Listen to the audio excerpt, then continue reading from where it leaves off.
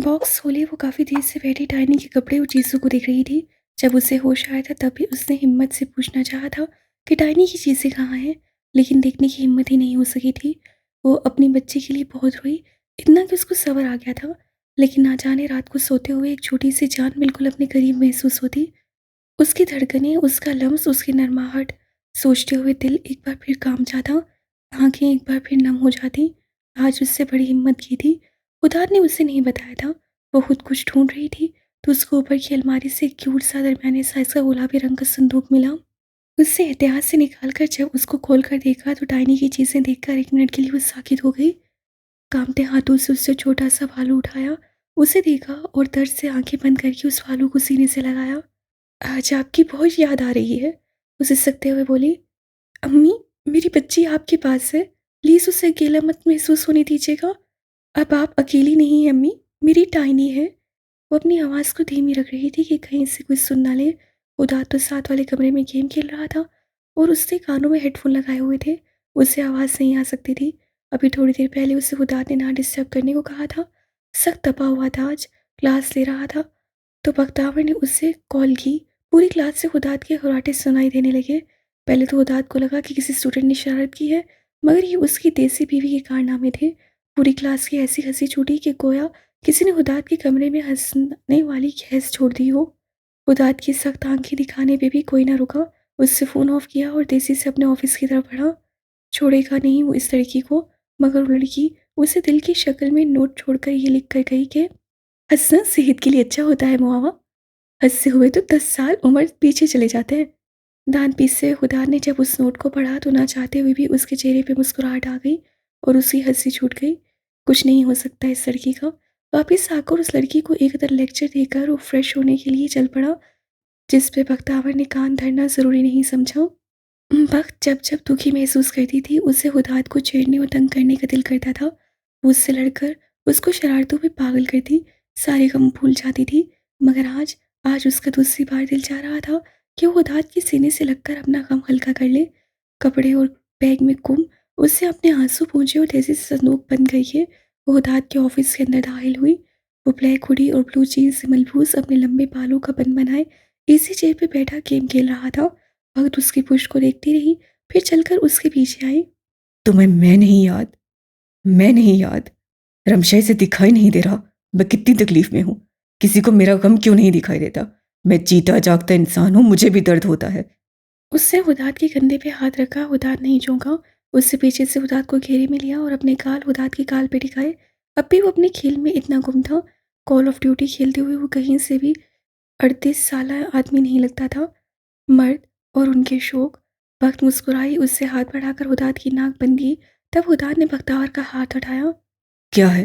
कहा था ना, मुझे डिस्टर्ब मत करो। वो तेज लहजे में बोला, मेरी मर्जी, मैं अपने शोहर के साथ कुछ भी करूं, आपको कोई एतराज? शोहर ना हो गया, बेचारा पंचिंग बैग बन गया। तुम्हें अंदाजा भी है कि मेरी कितनी इंसल्ट करवाई है तुमने? अब सब मुझे किन नज़रों से देखेंगे? वो अभी तक गेम में गुम था। भक्त ने अपनी आंखें घुमाई। कमान हो दादा सिंह, जैसे कोई कराटे तो लेता ही नहीं होगा जो आपके लेने पे लोग आपको अजूबा समझेंगे। मैं टीचर हूँ उनका। किसी को ज़रा सी बात करने की हिम्मत नहीं होती मेरी। मेरा ये रवैया देखेंगे तो क्या इंप्रेशन पड़ेगा उन पर? बख्तावर पीछे होकर उसके सामने और कुछ भी कहे बगैर उसकी गोद में बैठ गई। उदात ने कुछ नहीं कहा, वरना अक्सर इस मामले पर चिढ़ता था। भक्त ने उसके मुंह पे हाथ रखा। उदात ने अपना चेहरा पीछे किया। बख्त, मैं अगर हारा तो खिड़की से बाहर फेंकूंगा। वक्त उसकी गर्दन के गिर्द बाजू हमाल किए उसको स्क्रीन की तरफ देखने नहीं दे रही थी। मज़ाहिका शक्लें बना रही थी। उदात बाईं तरफ होता, दाईं तरफ होता। बस जी, वक्त ने अपना चेहरा नजरों से ओझल नहीं होने देना। उदात हार गया तो उससे उसे देखने लगा तो एकदम चौंक उठा। क्या हुआ है? वो अब हाथ उसकी कमर में रखते हुए उसे देखने लगा। ग्रे लॉन्ग ड्रेस में वो मुस्कुराने के बावजूद ही उदास लग रही थी। कुछ नहीं, तंग करने का दिल कर रहा था। उससे उदात की गर्दन पे अपना सर रखा। तुमने आज उसकी चीज़ें खोल कर देखी? वक्त ने हैरत से अपना सर उठाया। वो बहुत अच्छी जगह पर है बख्त। उदात उदासी से मुस्कुराते हुए बोला। वक्त ने सर हिलाया मगर उसकी आंखें नम हो गईं। उससे अपने लब जोर से दबा लिए। फिर वो बोली, आपको कैसे पता चला? तुम छोटी छोटी चीज़ों पे नहीं रोती बख्त। उदात ने हाथों की बुर्श से उसके गाल साफ किए। मुझे बस रोना आ रहा है कि वो मेरे से इतनी दूर चली गई। और मैं बेखबरी की दुनिया में रहती रही। मुझे पता चल ही ना सका। एक खालीपन हमेशा से मेरे अंदर महसूस होता था। ऐसा लगता था कि बहुत कीमती शय मैंने खो दी है, मगर ये नहीं पता था कि क्या खोया है। मुझे पता है वो मामा के पास है और मामा उसका बहुत ख्याल रखेंगी, मगर मैं उसे भूल नहीं सकती हुदाद। वो आपकी टाइनी थी। उससे अपनी पेशानी हुदाद की पेशानी के साथ टिकाई। तुम्हें भूलने को कौन कह रहा है झल्ली? जब याद आए मेरे पास ऐसे ही बिन कहे आ जाना। अगर आप बिजी हुए या आपका मूड ना हुआ तो फिर? अब अपनी गुलाबी नाक पे हाथ फेरती उसे देखने लगी। हुदाद मुस्कुराया, उससे वक्त की नाक खींची। तो तुम्हें फर्क पड़ता है? तुम अपना काम करना। वक्त ने उससे घूरा मगर मुस्कुरा उठी। मुझे कितना मिस किया था आपने? इस सवाल का जवाब अब बिल्कुल नहीं दूंगा। मैं तुम्हारे उन नॉवेल्स की तरह नहीं हूं जो बार बार पढ़कर खुद को तस्कीन देती हो।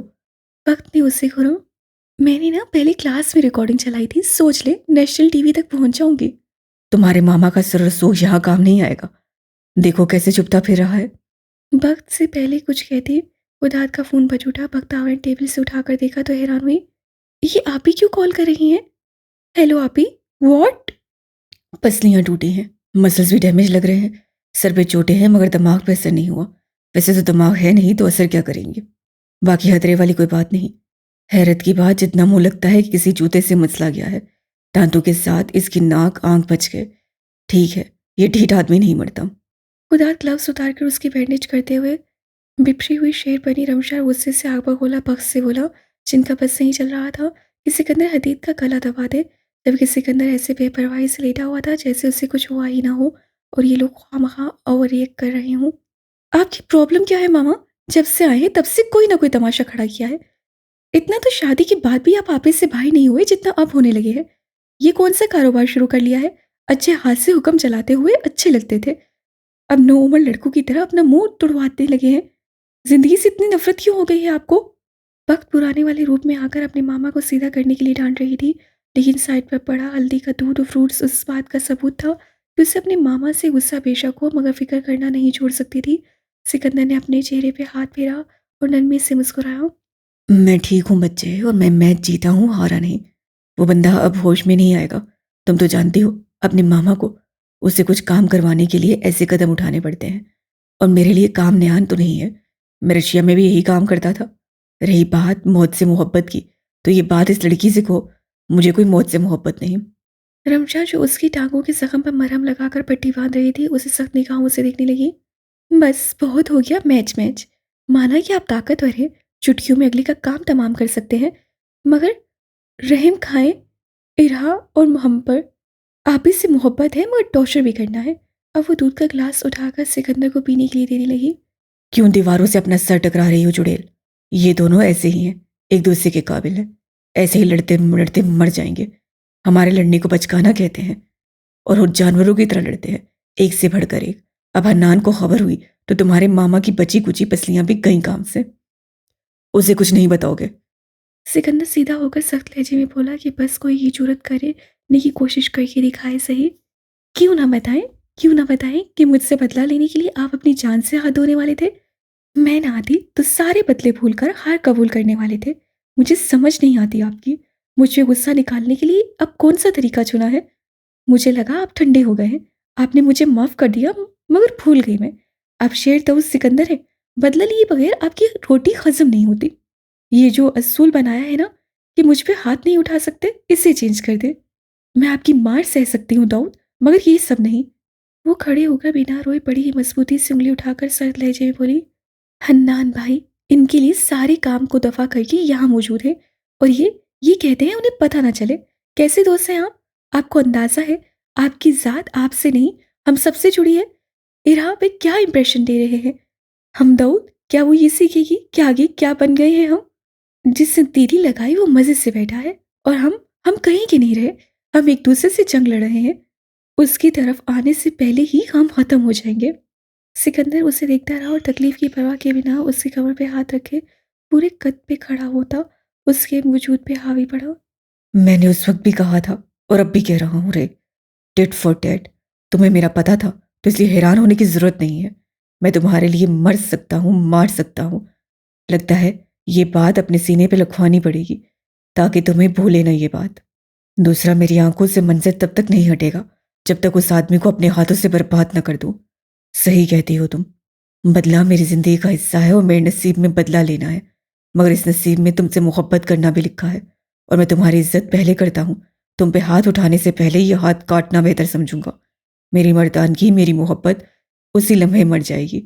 लाख तुम पे गुस्सा, लाख तुमसे खफा, लेकिन तुमसे इश्क करना मेरे खून में बस चुका है। मैं सब कुछ खत्म कर सकता हूँ मगर मोहब्बत नहीं, क्योंकि इस सब की बदौलत मैं जी रहा हूँ। मैं जी रहा हूँ तो सिर्फ अपनी रे की वजह से। रे ऑफ सनशाइन ऐसे नहीं बनी तुम। मैंने तुम्हें अपनी जिंदगी की मलका बनाया है। अपनी जगह मत भूलो। कहकर वो वॉशरूम जाने लगा। रमशा ने उसे रोका। वक्त ने इस खूबसूरत इतरा पर हुदात को देखा। हुदात ने अपनी आंखें घुमाई। भाई, इतना पागल नहीं हूं। मुझे अपनी जिंदगी प्यारी है। ये वजूद मेरा है। इस वजूद को बेरहमी से अजियत देने का हक किसी को नहीं है, आपको भी नहीं। आइंदा आपने मेरे दौद को तकलीफ पहुंचाने की कोशिश की तो खुदा की कसम नहीं बख्शूंगी।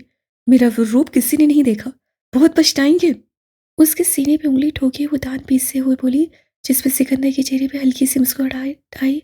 वो जाने लगी कि सिकंदर ने उसका बाजू थामा। जाने से पहले अपने हाथों से मरहम लगा दो। सुना है इन हाथों में शिफा है। रमशा को गुस्सा बेहद था, मगर उसको तकलीफ देते हुए भी सांसें रुकने लगती थीं। खामोशी से उसका बाजू थाम कर बेड की तरफ लाई। सिकंदर ने हुदात और भक्त को देखा। क्या फिल्म चल रही है यहाँ? हो गया ना, अब जा सकते हो। मेरी बीवी देख लेगी। नहीं भाई, अब हमें इतनी भी चीज़ी फिल्म देखने का शौक नहीं है। चलो मॉर्निंग स्टार, इनका रोज का है। वाह, हम चीज़ी। और भक्ता का नाम देखो। चले हुदात, मामा के लिए सूप बनाते हैं। हाँ, मेरे लिए आज तक चाय नहीं बनाई और अपने बेकार मामा के लिए सूप बनाने चली हो। जेसन मामा, मेरा मुंह मत खुलवाएं, जल्दी चले। आराम से रहो। इरा एक पैर जमीन पर रखे एक पैर से स्कूटी चला रही थी। जब इलान से बात करते हुए फिसलने लगी तब इलान ने उसका तवासन बरकरार रखने के लिए उसे थाम लिया। इरा का पार्क जाने का टाइम था। सिकंदर को लगा कि रमशा या बख्तावर उसे लेकर जाएंगी।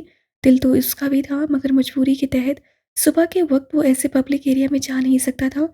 अंडर कवर रहने में उससे बड़ी चिढ़ हुई। ऊपर से भाई ये भी तो भूल गए कि हड्डियां तुड़वा कर आए थे। ऐसे में रमशा एक कदम हिलने दे बड़ी बात थी। बात बात पे डांटने जा रही थी, जबरदस्ती भी सर से उठने नहीं दे रही थी। इरा बाप की हालत देखकर परेशान हो गई थी कि अब पापा ने क्या किया।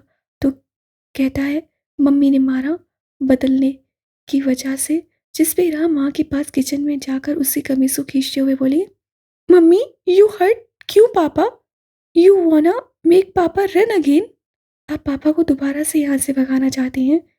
रमशा जो खाना बना रही थी अपनी बेटी की खुरी देखकर मुस्कुराहट दोबारा बगैर ना रह सकी। पापा बहुत शरारती हो गए हैं जानू, इसे थोड़ी सी मार डिजर्व करते हैं ताकि भाग ना सके। But violence is not good थिंगी mummy. लेकिन मम्मी मार धाड़ अच्छी बात नहीं है। इरा की बात पे रमशा का मुंह खुल गया। ये उसकी बेटी कहाँ से बातें सीखती थी। इरा को उठाकर काउंटर पर बिठाए वो चीज कश करने लगी। कहाँ से बातें सीखती हो मामा की जान। इली टोल मी बाकी लड़ता है बैडली, सो इली टोल बाकी। बराक बहुत लड़ता है तो इलान उसे समझाता है, ये बात आप पापा को क्यों नहीं बताती। Mummy me too. उससे मदद के लिए हाथ बढ़ाया। नहीं जानू, हाथ कट जाएगा। रमशा ने झुककर इरा को चूमते हुए कहा, तो पापा को समझाओ ना, हर वक्त लड़ते रहे। यू मेक पापा सैड। पापा इज अच्छी पर्सन। पापा नो हर्ट एनीवन। हाँ, पापा के केस पता चले ना तो फिर बोलना ये। इरा चीज के टुकड़े उठाकर खाने लगी। उसे चीज खाना बहुत पसंद था। Mummy you make lasagna. नहीं, मैं आज पिज़्ज़ा बनाऊंगी, पापा और आपका फेवरेट। इरा की आंखें चमक उठी। Mummy you best give me you cheek. Mummy आप इतनी आला हैं कि इधर लाए अपना गाल आपको पारी दूं। रमशा ने गाल आगे किया। इरा ने रमशा की गर्दन में बांसुर डालकर उससे प्यार किया। हैं? ये क्या? मेरी बीवी से गुस्ताखी करने की कोशिश ही रो। चलो जी। उससे देखा काली शलवार कमीज से फ्रेश से सिकंदर हदीस सीने पे हाथ रखे उन्हें घूर रहा था। रमशा की आंखें फैल गईं। दाऊद। मुझे गर्मी लग रही थी रे। सिकंदर बेपरवाही से कहकर आगे आया। रमशा ने बेलन उठाकर उससे कहा, मरहम और पट्टी तो नहीं की होगी। कितनी बार कहा है वेट करे, मैं आती हूँ। सब्र क्यों नहीं है इस इंसान में। मम्मी गिव पापा मेडिसिन, ही लुक हर्ट। इरा ने बाप के खींचे हुए तासुरात देखे तो बोली, मैं ठीक हूँ बेबी, मगर जरा ही अपनी मम्मी से दूर हो। वो मेरी है। No she was mine, I was with her, you were gone. तो थे नहीं, मैं थी मम्मी के पास। सिकंदर ने रमशा को देखा जो बिना कुछ कहे दोबारा काम पे लग गई। क्या कह सकती है इस जिद्दी आदमी को भला। सिकंदर ने काउंटर पे पड़े बाउल से नट्स उठाए और इरा को घूरा जो खुद माँ की मदद करने लगी। पनीर मैदे की तह के ऊपर डालकर वो शरारती नजरों से बाप को देखने लगी। सिकंदर ने नट्स मुंह में डालते हुए गुनगुनाना शुरू कर दिया। एहसानमंद है ये अब से दिल मेरा, ये मर्ज कैसा है, क्या नाम तो बता। रमशा मुकम्मल तौर पर उसको नज़रअंदाज किए अपना काम कर रही थी। आंखों ने आज देखा ख्वाबों का जहां है, तेरा करता हूँ शुक्रिया। ये कौन मराज सिखा रहा है। सिकंदर का मूड बिगड़ गया और रमशा की हंसी छूट गई। तेरा बाप एक तो इतना अच्छा माहौल बना रहा था, ऊपर से तुम्हें टांग अड़ाने की जरूरत लाजमी थी। डॉक्टर साहब आपके मरीज कुछ ज़्यादा फ्री हो रहे हैं, इनको कमरे में बंद कराएं क्योंकि हमारी तो सुन नहीं रहे। खुदा नाइट सूट पहने अपने खुले बालों में हाथ फेरते हुए बोला। मेरे इस वक्त शेर के मुंह में हाथ डालने का कोई शौक नहीं है, मेरी बला से मरे। नाना डोंट से, यू आर अच्छी बॉय। अब वीरू ऊंची आवाज में नाना को गुस्से से बोली। हद हो गई, मतलब मरने को तो ना कहे पापा को। मैं अच्छा लड़का हूँ, वैसे दिल खुश कर देती हो लड़की अपने नाना को लड़का कहकर। मुझे लगता है इरा की नजर चेक करवानी पड़ेगी। सिकंदर बेसारी से नर्स खत्म करते हुए बोला। Why papa, me can see, but Ellie has eye problem. हाँ मेरा तो नहीं, अलबत्ता एलान का नजर का मसला है। सिकंदर ने उसे देखा। एली। एलेक्स का कोई मसला नहीं है कि एलेक्स की नजर गड़बड़ हुई है। खुदात फ्रिज खोलकर जूस निकालते हुए बोला। इलान की बात कर रही है, इरो का best friend. Papa, he my friend, you see him, uncle Mustafa son. Sikandar का मुंह खुल गया। बस लड़की, अब तैयार रहो, अपने पापा की ट्रैम्पलिंग आने वाली है। सिकंदर के दांत सख्त हो गए। उसे दोस्ती की इजाजत किसने दी? 2 साल का लड़का इसके करीब ना लाऊं मैं, और वो 9 साल का लड़का जो इंतहाई अक्लमंद है, उससे इरा की दोस्ती है। मैं क्या क्या तुम लोगों ने मेरे कानून ही बदल डाले। वह ऊंची आवाज से उन सबको सुनाते हुए बोला जिस पे किसी ने कान धरना जरूरी नहीं समझा। But papa, he is not bad, he nice. इरो बेबी, बॉयज नाइस नहीं होते। मुझसे डांट भी नहीं सकता था, इस छोटी सी जान की क्या गलती। अजीब आदमी हो, एक तो अक्लमंद कह रहे हो उस लड़के को, ऊपर से बच्चा है वो, मासूम सा सिकंदर इरा के साथ हर वक्त रहा है जब तुम सब लोग अपने करतूतों से बाज नहीं आ रहे थे। वो मासूम बच्चा मुस्तफ़ा आसिफ का बेटा है। वो दांत पीसते उदास से बोला जो जूस को सिप लेते हुए सेब उठा चुका था। जो कि तुम्हारे जानने वाले का बेटा है, तो प्रॉब्लम क्या है? अब वो इरा के सामने क्या बोलता। बहरहाल, मुझे ये सब पसंद नहीं। किस पागल आदमी से शादी की है तुमने रमशा? अजीब उल्टा आदमी है, पता नहीं कैसे गुजारा कर रही हो। एरू, बाबा को बताओ कितना अच्छा ट्रीट करता है ऐलान तुम्हें। फिर इरा ऐलान की तारीफ करने लगी और जब शुरू हुई तो रुकने का नाम नहीं लिया। वो आदमी जो अपनी बेटी के मुंह से अपनी तारीफ सुनने का आदी था, उस एली नुमा बला के कसीदे सुन रहा था। 1 मिनट, मतलब ये ज्यादा वक्त उसके साथ होती है? एरू, सिकंदर का बस सही चल रहा था, उस मुस्तफ़ा के बेटे की खिच्ची मरोड़ते। नाना, वाई पापा इज गेटिंग गुस्सा। पैदाइशी बीमारी है स्वीटी, आप अभी तक निकली नहीं। उदात उसके बाल बिगाड़ते हुए बोला। इरा फ्रेंच ब्रेड बनाए ग्रीन स्वेटर और ब्लू जीन्स में सबकी लाडली प्रिंसेस लग रही थी। कहाँ निकले? घर की बेल बजी तो इरा चहकी। Ellie is here. अब सिकंदर उदास से पहले दरवाजे की तरफ बढ़ा। दरवाज़ा खोला, देखा वही था, ग्लासेस पहने, ऊंचा खूबसूरत नीली सुनहरी आंखों वाला Ilan Mustafa, grey jacket, red check shirt और ब्लू जीन्स से मलबूस वो छोटी सी बुक पकड़े। सिकंदर को कहीं से भी लोफर बच्चा नहीं लगा। अस्सलामुअलैकुम कापू अंकल। ऐलान सिकंदर को देखकर बड़े एहतराम से बोला और सिकंदर उससे घूरी दिखाते हुए बोला। वालेकुम सलाम, खैरियत? जी, रिया को, मेरा मतलब है इरा को लेने आया था। वो हम पार्क जाते हैं ना, और इरा ने कहा आज जल्दी आना। सिकंदर को समझ नहीं आई कि क्या कहे, मगर वो ऐसे कैसे अपनी लाडली को भेजे। दिल तो कह रहा था उल्टा लटका कर सारी कार्रवाई करे, मगर ये बराक से साजा अच्छा और शरीफ है। शरीफ है तो तुम्हारी बेटी को पार्क लेने के लिए क्यों आया? एली। इरा भागते हुए उस तरफ आई। सिकंदर अपनी लाडली को देखने लगा। खुशी टेकने वाली थी। सिकंदर को उलझन हुई। अरे इलान बॉय, कैसे हो? मैं ठीक हूँ उदात सर। नाना, माई स्कूटी। इरा जाने लगी जब एकदम उदास से बोली। अच्छा लाता हूँ इरू। इलान, नाश्ता करोगे? वो उस लड़के का कीमा बनाने का सोच रहा है और ये नाश्ते की दावत दे रहा है। सिकंदर ने अपने तैश पे काबू पाया। पापा, ही माय फ्रेंड, डोंट ट्रम्पी। एली देखो, माय पापा। इरा पाप की टांगों से चिपके ऐलान को अपने हैंडसम पापा दिखा रही थी। यार रिया, मैं इनसे मिला हूँ। इरहा। सिकंदर गला खंगारते हुए खुद को तेजी से कहते हुए न रोक सका। या पापा। कुछ नहीं प्रिंसेस। इसके बाद बड़ी मुश्किल से काबू पाकर उससे इराक को जाने दिया। वो अपनी बेटी का मूड खराब नहीं करना चाहता था। इतने दिनों से रोता हुआ और उदास देखकर सिकंदर के दिल को कुछ हो जाता था। लड़का बुरा नहीं था, उसे बहनों की तरह ट्रीट कर रहा था। इराक होता तो उसका हशर ही अलग कर देता। शुक्र है इराक की उससे नहीं बनती। उसके जाने के बाद सिकंदर देखता रहा, जबकि वो नसों से ओझल नहीं हो गए। सिकंदर को उलझन हुई। उदाद और रमशा एक साथ खड़े उसकी बेचैन पुष्ट को देख रहे थे। क्या लगता है उनके पीछे जाएंगे? जिस तरह से खुजली हो रही है लगता है लाजमी जाएगा। मुझे तो बड़ी हंसी आ रही है इस सिचुएशन पे। मामू, हैरानगी की बात नहीं है कि ऐसे छोड़ दिया ऐलान को। ये मेरे दाऊद ही है ना। इतना सीधा नहीं, जरूर दिमाग में कुछ चल रहा होगा। वो इरा को संभालते हुए बोला। रिया, तुम्हारे पापा को चोट कैसे लगी? ऐलान अब सिकंदर से पूछ नहीं सकता था। वैसे भी सिकंदर अंकल अजीब नजरों से देख रहे थे। ओ पापा से मम्मी आई थी, वो तंग कर रहे थे। कर रहे थे? अच्छा, आंटी ने मारा है इन्हें? उसके चेहरे पे हैरत ज़दा मुस्कुराहट आई। I don't think mummy love papa. हाँ, जरूर कहीं गिरे होंगे। वैसे तुम्हारे पापा ताकतवर बहुत हैं ईरू। इतनी चोटों के बावजूद आराम से खड़े हुए थे, जैसे उन्हें कुछ हुआ ही ना हो। ऐलान तारीफ किए बगैर न रह सका।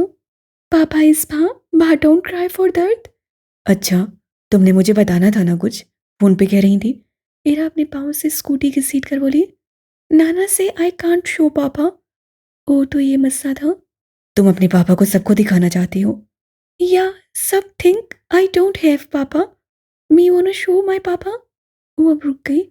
नाना ने बताया कि आप अपने पापा को दिखा नहीं सकती। ही से he is hiding, it's a game. नाना कहते हैं कि वो गेम खेल रहे हैं, इसलिए उन्हें सबसे छुपना है।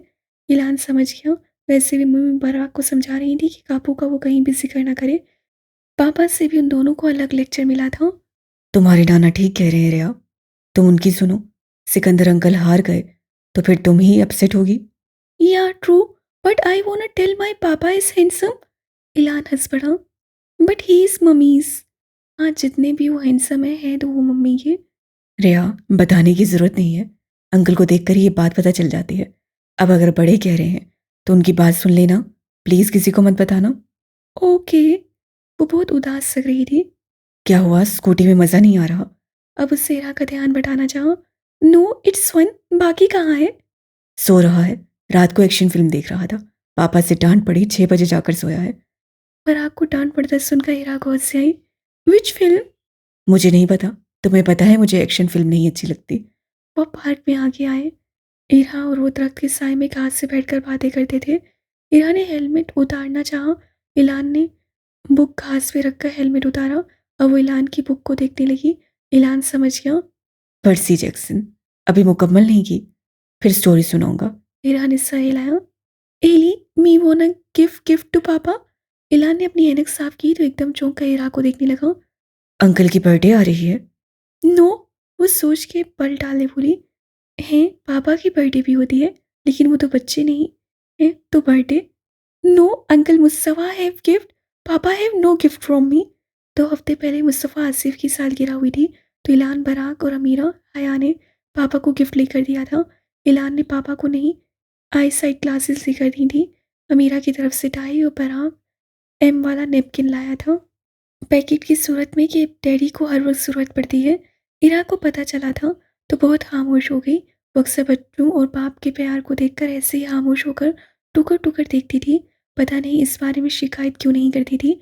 हाँ, इलान और हुदात ने ये बात नोटिस की थी कि वो एक उंगली मुंह में डालकर बिल्कुल एक गुमसुम गुड़िया लगती है। बहुत सी बार मुस्तफ़ा जब अमीरा को प्यार करता था तो इलान को छोड़ वो उस तरफ देखने लग जाती।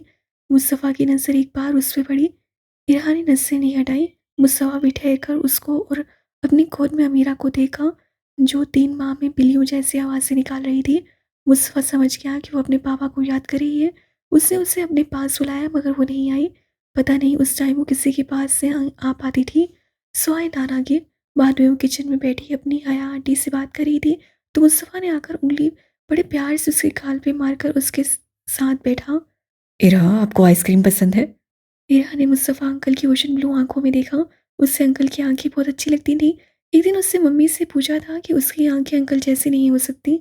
बच्चे और उनके सवाल। या चौकी चिप। अरे वाह, मुझे भी पसंद है। और क्या क्या पसंद है प्यारी गुड़िया को? अया मुस्कुराकर मुस्तफ़ा को देखने लगी। मुस्तफ़ा अपनी बीवी बच्चों के अलावा बहुत कम ही किसी से फ्रैंक और नर्म होता था।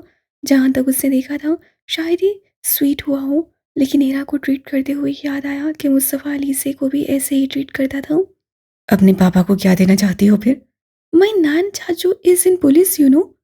तुम्हें पता है मेरे हन्नान चाचू पुलिस में हैं। हाँ तो? He have that थिंगी। उसे हाथों के इशारे उससे बताना चाहा कि ऐसे हाथों में वो जो मुजरिम को बांधते हैं। आयना खाला ने नाम बताया था मगर क्या था भूल गया ईरो को। कफ्स। हथकड़ी।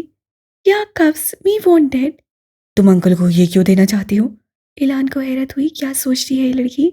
सो आई ट्रैप पापा सो ही कैन नो गो। मैं पापा को बांधना चाहती हूँ ताकि वो दोबारा ना जाए। इलान आंखें हैरत से फैलाए उसे देखने लगा। तुम पापा से बहुत ज्यादा प्यार करती हो। इरा पूरे दांत दिखाकर खिलखिलाई। या ही the best and I don't want mummy to be sad. You call उदास हाँ। हाँ, सैड को उदास कहते हैं हीरा। उस छोटी सी लड़की की मासूमियत थी उसे मुस्कुराने पर मजबूर कर दी थी। खाना खाने के बाद सबके साथ लॉन्च में बैठने की बजाय वो सीधा अपने ऑफिस गया। ऑफिस का दरवाज़ा खोलकर वो उसे बंद करके अंदर दाखिल हुआ। फ़ोन निकालकर वो सोफे चेयर पर बैठा और उससे मतलूबा शख्स को कॉल मिलाई। थोड़ी देर में उससे फ़ोन उठा लिया, जिससे बिना कोई तोमीद बांधे सीधा बोला। कापू जिंदा है। थोड़ी देर तो जामिद खामोशी रही, फिर वो जख्मी शेर की तरह घुराया। क्या बकवास कर रहे हो? उसे तो क्रोशियन ने मार दिया था। उसकी बॉडी की तस्वीर के साथ डीएनए सैंपल भेजे थे ना तुम्हें? तो ये क्या बोल रहे हो? यकीन तो मुझे भी नहीं आ रहा, मगर वो हमारे घर में मौजूद है, नीचे बैठा है। कहो तो तस्वीर भेजूं? वो तो ऐसे एक्ट कर रहा था जैसे यह खबर उसे आज मिली हो, जैसे सिकंदर आज आया हो। जबकि सिकंदर को आए कितने दिन बीत गए थे। कुछ अजीब था। वो दाद आखिर किसके साथ था? उसकी सोच क्या थी? वो क्या कर रहा था? जो भी था उसका ये अंदाज सटका देने वाला था। सुनने वाले को उसकी बात भी यकीन आ गया। कैसे आया? उसकी हालत क्या है? बताया उसने कि वो कहाँ है? विप्रह और शेर इस वक्त संभल गया था। उसे भी मालूम था जोश से नहीं होश से काम लेना है। आखिर को अब रूस का काबू है। सिकंदर की सल्तनत को बिन कहे रोंद कर वो वहाँ का बादशाह बन गया। अब भी कुछ नहीं बिगड़ा था, जबकि वो तो चाहता ही नहीं था कि वो मरे। उसे तड़पा तड़पा कर इतना टॉर्चर देना चाहता था कि जिस तरह सिकंदर ने उसकी फैमिली को टॉर्चर दिया था, उसकी सारी ज़िंदगी तबाह करके वो रूस का काबू बना था। वो समझता था कि अपने आप को कि वो ये सब कर सकता है। जेराड के हाथ में कुछ नहीं है। लंगड़ा है तो क्या, अकल तो है, और अकल की ताकत पूरी दुनिया को तबाह कर सकती है। ये तो सिर्फ सिकंदर हदीद डीमन और उसकी छोटी सी दुनिया थी। मिनटों में वो मसल सकता है। एक काम करो जरा, सीधा रोम पहुंचो। कोई भी बहाना करो, मुझे तुम्हारे साथ कुछ डिस्कस करना है। अब मुझे कोई भी लम्हा ज़ाया नहीं करना। तुम समझ रहे हो ना? कुछ भी करके रोम पहुंचो। और हाँ, कुछ ऐसा करो जिससे ये सिकंदर हदीद जाने ना पाए। उदात की आंखों में उलझन आ गई, फिर अजीब सी कमीनी मुस्कान उसके होंठों पे फैली। फिक्र मत करो, वो कहीं नहीं जाएगा। मैं आता हूँ, लेकिन मेरी बात कान खोल कर सुनो। मेरी भांजी, बीवी या बच्ची इरहा। को मेरे वहाँ आने के बाद अगर पीछे से कुछ हुआ तो मैं बता रहा हूँ तुम्हारी जिंदगी इबरतनाक बना दूंगा। तुम्हारा मेरा मतलब सिर्फ सिकंदर हदीद से है, जिसे हमने बर्बाद करना है। बेफिक्र रहो। उससे बेपरवाही से कहा। मैं संजीदा हूँ। सिकंदर ने कुछ भी नहीं किया जो मैं करूँगा तुम्हारे साथ। उसकी आंख किसी जज्बे के तहत इतनी सख्त हो गई कि ऐसा लगा उससे खून निकल आएगा। खून बंद करके वो गहरा सांस लेकर उठा और अलमारी से अपना पासपोर्ट निकाला और दूसरी तरह से एक रिवॉल्वर जो उससे जैकेट के अंदर डाली। वो प्लेन की बजाय गाड़ी में रोम जा रहा था। 10 घंटे का सफ़र था, थकन बेहद होनी थी, मगर अब इस मसले को ख़त्म करना था। इस पाप को ख़त्म करके वो सुकून से अपने वक्त के संग आगे बढ़े। ज़रूरी 2-3 चीज़ें उठाकर उससे दरवाज़ा खोला तो एकदम अपने सामने खड़े ज़ीरू को देखकर वो एक लम्हे के लिए ठहर गया। मगर उसके तासुरात आंखों का रंग ऐसा था जिसे देखते ही हुदात ना जाने क्यों चौकस हो गया। मिशी। रमशा हुदात को इतनी अजनबी नज़रों से देखने लगी। इतनी अजनबी तो सिकंदर के किडनैप होने के बाद भी रमशा में महसूस नहीं हुई थी, मगर अब क्या हुआ था? इतना बुरा लगता है आपको वो? इतनी नफरत उससे मामू कि उसे मार देने पे तुले हैं? उसके दुश्मन के साथ मिलकर आप उसकी कुर्सी चाहिए, उसका मुकाम चाहिए। पदात को एकदम झटका लगा। वो उसकी बातें सुन चुकी थी। वो ना भी कहती तो उसकी आंखों में रकम दर्द, किसी अपने के धोखे देने का गम साफ साफ लिखा था। और हुदाद अजीम ने सिकंदर के बेशुमार एहसानों का बदला ऐसे चुकाया था। सितारे इम्तियाज मिला था मामू आपको। वो इतनी जोर से, तकलीफ से, उससे और वहशत से चीखी। उसकी जीभ पर सिकंदर तेजी से सीढ़ियों की तरफ आया। उसके पीछे वक्त आई। आप ही रे, रे क्या हुआ? उस समये की लाज रख लेते मामू, जो सिकंदर की बदौलत आपको मिला था। मेरे सिकंदर की वजह से आपको अपनी पहचान मिली थी, आपको बख्तावर मिली थी, आपको एक नई जिंदगी मिली थी। और आप उसकी जान लेने पे तुले हैं। मामू आप ऐसे तो ना थे। उससे मुंह पे हाथ रखा। हुदाद अब भी कुछ ना बोला। उसकी आंखें अजीब हो गई। चुप क्यों है मामू? बताएं मामू, क्या बात है? बोले, कुछ तो कहे, मेरी गलतफहमी दूर करें। आप ऐसे नहीं है ना मामू? आप अपनी मिशी, अपने हीरो के साथ ऐसा नहीं करेंगे ना? बोले। वो चीज सिकंदर उसके पास आया और पीछे से थामा। रे, ऐसा कुछ नहीं है। वो बेहद आहिस्ते से हुदाद को देखते हुए रमशा से बोला। हुदाद बिल्कुल साकित खड़ा अपनी बहन जी को देखने लगा, जो एकदम तेजी से सिकंदर से अपना आप छुड़वाती हुई गुर्राने लगी। ऐसा ही है सिकंदर, हम सबकी आंखों पे पट्टी बंधी थी। ये आपको खत्म करना चाहते हैं, जबकि मुझे और मेरी इरू को कुछ ना हो। मेरी इतने महीने की हालत आपको नजर नहीं आई? मेरे निशान, मेरा पागलपन मामू, मैं मर रही थी। मैं बिन आपकी मछली की तरह तड़प रही थी पूरे 5 महीने। आपको रहम नहीं आया मुझ पर? आप ऐसे क्यों चाहते हैं? मेरी दुनिया एक बार फिर से क्यों उजाड़ना चाहते हैं? इन्होंने अपनी सबसे कीमती शय आपके हवाले की, क्यों भूल गए हैं आप? अब भी बोल दे मामू, झूठ है, बोले ना। आप मेरे मामू मेरे साथ ऐसा नहीं कर सकते, प्लीज बोले ना कि जो अंदर मैंने सुना वो झूठ था। बेयकीनी और कन्फ्यूजन की उस मुकाम पे थी कि उसे लगा कि अब वो सचमुच अपना दिमागी तवाज़ुन खो बैठेगी। आप भी? बात ने ऊंची आवाज में आकर उसे रोका। हुदाद की चुप नहीं टूटी, जबकि सिकंदर उससे काबू करते हुए मजीद उसके बोलने पे धाड़ा। वो ये सब मेरे कहने पे कर रहा है। खुदा को दार नहीं है रमशा। वो मर जाएगा मगर मेरी पीठ पे चूरा नहीं घोंपेगा। वो अपनी गर्दन कटवा लेगा मगर मुझे चीट नहीं करेगा। उसे मैंने कहा था जॉयरेट को कॉल करने को। मैं चाहता हूँ अब इस बाप को ख़त्म किया जाए। इसने इतना दर्द मेरी बदौलत सहा। अपनी ज़ात तक मेरी वजह से भुला चुका था। वो हर चीज़ फरामोश कर चुका था। रे, ये तुम्हारा मामू अपनी बीवी के बजाय मेरी ज़िंदगी की हिफाजत करता रहा। इसे सिर्फ तुम्हारा विरह का ख्याल था। वो वक्त तक को भी छोड़ चुका था। और तुम होश में हो रे? वो तुम्हारा खून है। वो तुम्हारे साथ इतनी बड़ी ज्यादती कैसे कर सकता है? रमशा को लगा इस जहान में जितने पहाड़ मौजूद हैं वो उसके सर पर आ गिरे हों। वो उसी जगह चली गई जहाँ खुदा सिकंदर की वकालत कर रहा था। उसकी बेगुनाही, उसके अंदर की छुपी सच्चाई को सबके सामने साबित कर रहा था। यहाँ भी वही सब कुछ हो रहा था, मगर जगह बदल गई थी। अब सिकंदर खुदात की वकालत कर रहा था। खुदात भी मजीद किसी को देखे, किसी को सुने बगैर सिकंदर की तरह यहाँ से चला गया। रमशा ने तेजी से उन्हें पुकारा, मगर वो तेजी से सीढ़ियाँ उतरने लगा।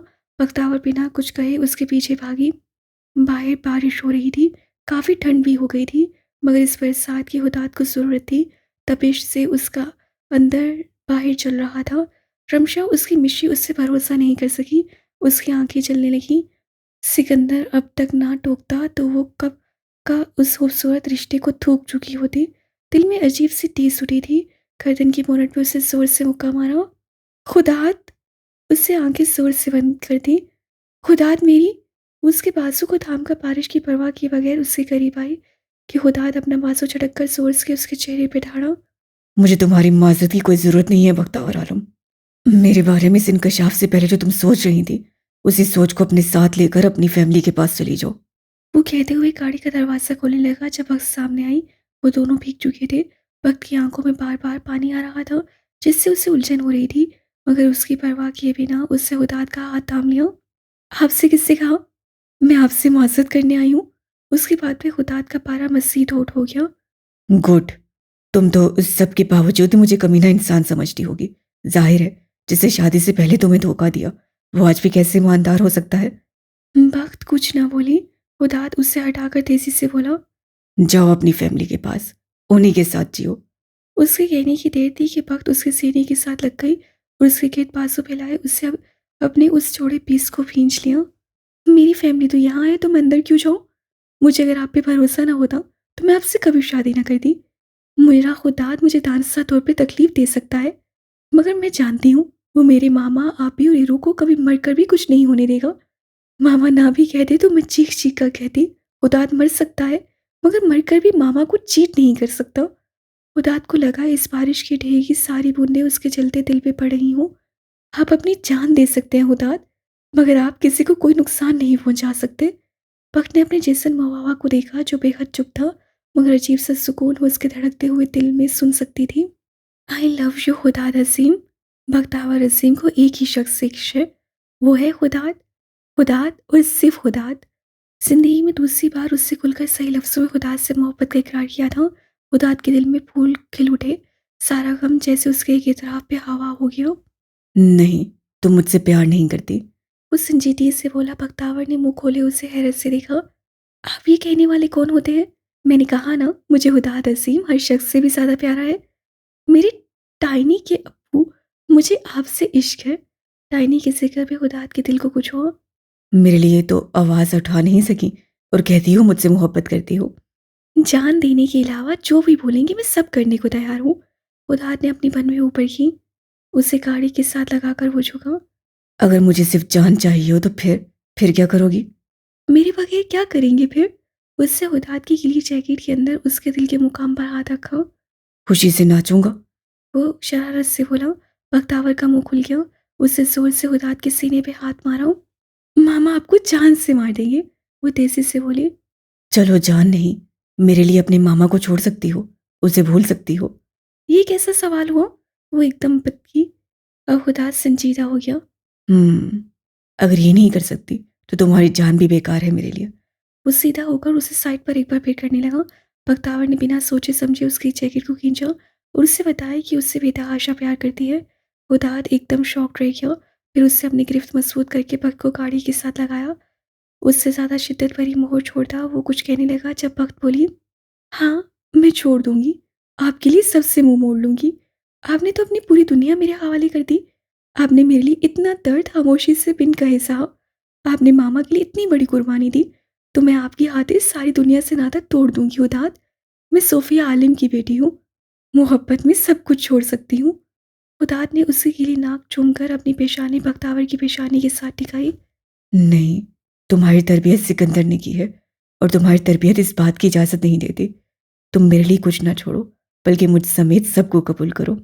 इतना खूबसूरत एतराफ़ उन दोनों के दरमियान हो रहा था। अच्छा, आपने कह दिया और मैंने मान लिया। चालाक हो तुम बड़ी, अंदर से मुझे अच्छी तरह जानती हो कि तुम्हें मैं आजमाता हूँ। उसे अलग करते हुए खींचकर उसे शेड में लेकर आया, क्योंकि वो बीमार पड़ सकती थी।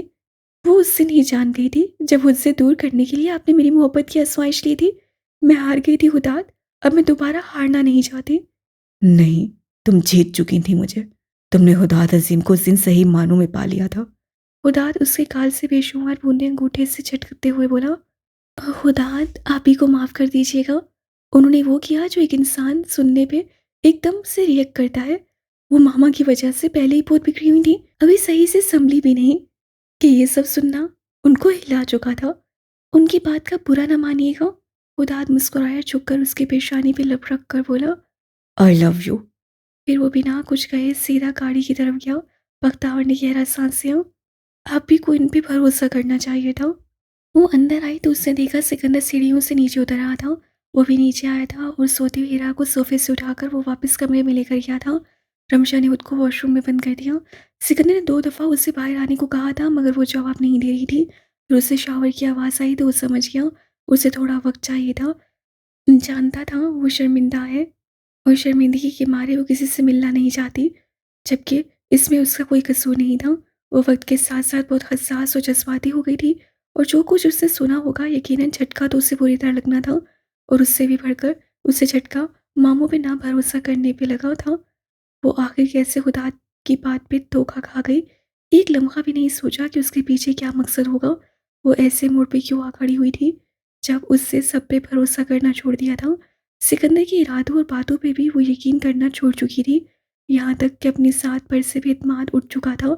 अजीब कैफियत में वो शॉवर के नीचे खड़ी कपड़ों समेत भीग रही थी। फिर उसकी हिम्मत जवाब दे गई और ज़मीन पे बैठी थी टाइल पे अपना सर रखकर अपना गम हल्का करने लगी।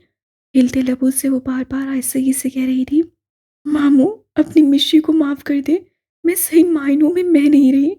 ये लो, अपने सर पे रगड़ो। उसको रोकने के लिए इतनी देर लगा दी, घसीट कर अंदर ले आती। अब बीमार पड़ जाओगी। यह एक काम करो, जल्दी से चेंज करो। वो वक्त को भीगा हुआ पाकर अपनी आदत के मुताबिक फिक्र में मुबतला हुए बगैर न रह सका। साइड स्टोरेज से वो तौलिया लेकर आया और भक्त को दिया जो सोफे पे बैठी खासी चुप थी। उसका मूड तो खराब नहीं वक्त? सोफे पे बैठते हुए उससे भक्त को अपनी तरफ मतवज्जा किया जो एकदम चौंकी। जी मामा, अभी ठीक तो है ना? सिकंदर ने गहरा सांस लिया। वो ठीक हो जाएगी। आजकल वो बहुत कंफ्यूज रहने लगी है वक्त। प्लीज़ उसे समझने की कोशिश करना। वो मेंटली स्टेबल नहीं है। उसे जो कुछ हुदात को कहा उसे प्लीज़ मेरी खातिर नज़रअंदाज कर देना। भक्त ने नफ़ी में सर हिलाते हुए सिकंदर का हाथ थाम लिया। आप ऐसा क्यों कह रहे हैं मामा? मैंने आप ही की बात का बिल्कुल भी बुरा नहीं माना। मैं उनकी हालत समझ सकती हूँ। रही बात उदात की तो उनको ज़रा सा दुख है। जब वो ज़रा ठंडे होंगे तो वो खुद आप ही के पास जाएंगे और देखना सब कुछ पहले जैसा हो जाएगा। अभी हम दोनों को अपने अपने पार्टनर्स को स्पेस देनी होगी। इस चीज़ की उन्हें फ़िलहाल बहुत ज़रूरत है। मामा, आप ही को किसी भी मामले में पुश मत कीजिएगा। सिकंदर के चेहरे पे अजीब बेबसी वाले तासुरात आए। मगर मैं उसे परेशान नहीं दे सकता वक्त। उसने मेरी वजह से बहुत सफ़र किया है। उसको अकेले छोड़ने का क्या अंजाम है देखा मैंने। वो अपने आप को मारने लगी थी। अगर उसे कुछ हो जाता, अगर हुदाद उससे बचा ना पाता तो फिर मेरी वजह से बहुत सहा है उसने वक्त। मैं अब उसे एक मिनट भी अकेले छोड़ना गवारा नहीं कर सकता। मक ने सिकंदर की तकलीफ दे तासुरात देखे तो उसके हाथ को जोर से दबाते हुए उसे तौलिया अपनी गोद में रखा। वो अपना दिमागी तवाज़ुन खो बैठी थी मामा। वो ये समझती थी कि ये सब करके आप वापस आ जाएंगे। दरहकीकत वो अपने आप को नहीं मारना चाहती थी। उनको पता था ऐसा करके आप जहाँ कहीं भी होंगे लाज़मी आएंगे। एक तरफ उन्हें लगता था आप मर गए हैं, जबकि दूसरी तरफ उन्हें लगता था आप अभी भी कहीं न कहीं ज़िंदा मौजूद हैं। तो ये बस एक हर्ब आज़माया जो उन्होंने जानबूझकर हरगिज़ नहीं किया। तो ये भी एक रिफ्लेक्स एक्शन था, जिसे उन्होंने जानबूझकर नहीं किया। सिकंदर उसकी समझदारी पे मुस्कुरा उठा।